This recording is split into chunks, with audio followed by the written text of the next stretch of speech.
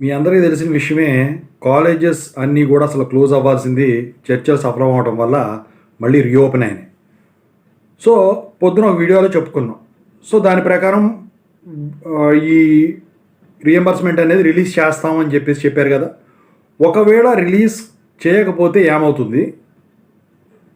ఒకవేళ colleges close చేయవలసి వస్తే JNTU ఎందుకు అఫీషియల్ నోటిఫికేషన్ ఇవ్వదు కాలేజెస్ క్లోజర్ గురించి ఎప్పుడైనా కానీ?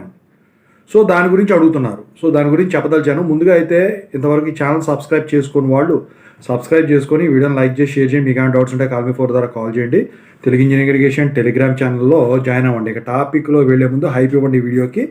ఇక టాపిక్లో వెళ్తే, సో ఇప్పుడు రీఎంబర్స్మెంట్ కనుక పొద్దున మనం మాట్లాడుకున్న దాన్ని బట్టి ఇవ్వలేదనుకోండి, మళ్ళీ దసరా తర్వాత మళ్ళీ యథావిధే తదారాజ అదే జరుగుతుంది. కానీ నాకు తెలిసి అక్కడ వరకు రానివ్వరు. ఓకేనా? ఎందుకంటే ఈ రోజు నుంచి ఆరోగ్యశ్రీ బంద్ అయిపోయినాయి. నిన్నటి నుంచో వాళ్ళ నుంచో దానికి చర్చలు కూడా జరపడానికి ఇష్టపడలేదంటే ఇంకా క్లోజ్ అయిపోయినట్టే కదా. 144 కోట్లు ఏమి ఇవ్వాలి అక్కడ. సో ఇక్కడ 1600 కోట్లు, అసలు రావాల్సింది 8000 కోట్లు. సో దీన్ని పెట్టేస్తారు నాకు తెలిసి. అందుకనే ప్రస్తుతానికి హోల్డ్లోకి వెళ్ళిపోయింది అనుకుందాం. ఒకవేళ ఎప్పుడైనా కానీ కాలేజెస్ క్లోజింగ్కి ఇలాంటి సిచ్యువేషన్లో కనుక వస్తే JNTU ఎందుకు అఫీషియల్గా నోటిఫికేషన్ ఇవ్వదంటే, ఇదంతా కూడా ఫెడరేషన్ యూనియన్ వాళ్ళు చేసే బందులు అనమాట.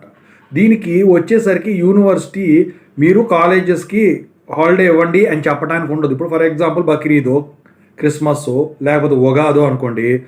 సో లేకపోతే సెకండ్ సాటర్డే అనుకోండి, college will be observing holidays due to these festivals అని చెప్పేసి ఏదో ఒకటి ఇస్తారు.